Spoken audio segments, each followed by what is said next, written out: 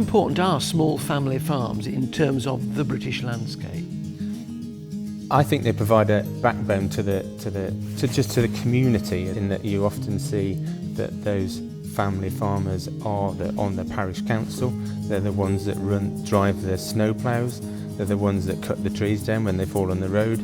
They're the ones that are there. So lose the small family farms and in effect you rip the heart out of the British countryside. You do. And it isn't just then, there's the schools as well. It affects the little shops, and it affects the landscape and what it's going to look like. Beautiful fields, rolling hills, breathtaking uplands and moorlands, stone walls, hedges, cattle in the fields, sheep contentedly grazing. It's idyllic, isn't it? But it's under great threat. While it's a place of joy for many of us, the reality faced by those working here can be really harsh. The last few years haven't been kind to our farming and rural communities and have left many small farms struggling to survive. Unless something's done now, the consequences will be dire for our countryside and its landscapes.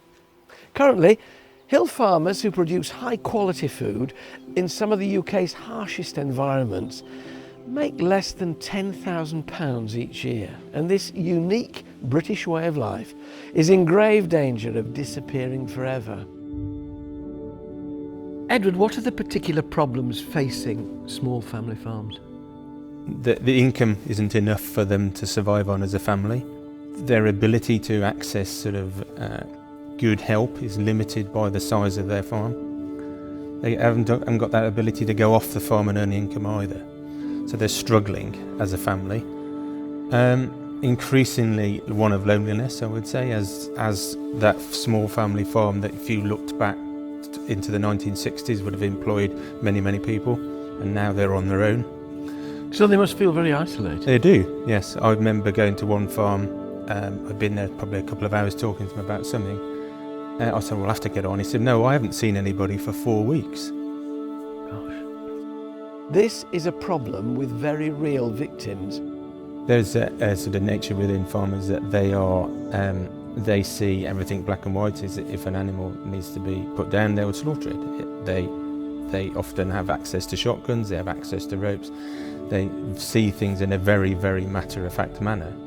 You know, I would say I've probably sat through 3 or 4 issues where people have talked to me about suicide.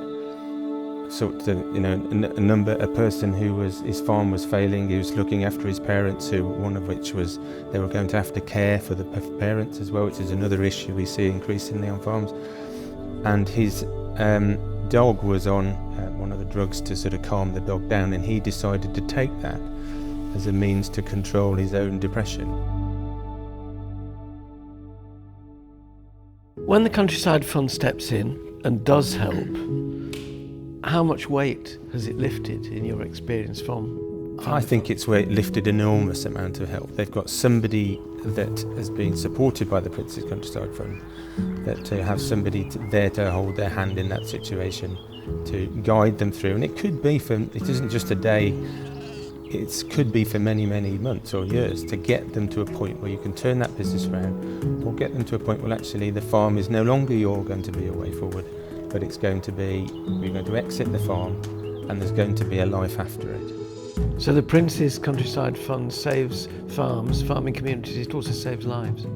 I would say so, yes, yeah, without a doubt. If you share the Prince of Wales's love of the countryside and of the remarkable characters who live in it, if you want to see thriving agriculture in which smaller family farms still have their place, if you believe that it matters that this generation and those to come can have the privilege that we've all had of visiting these remarkably special places, then I urge you to support us today.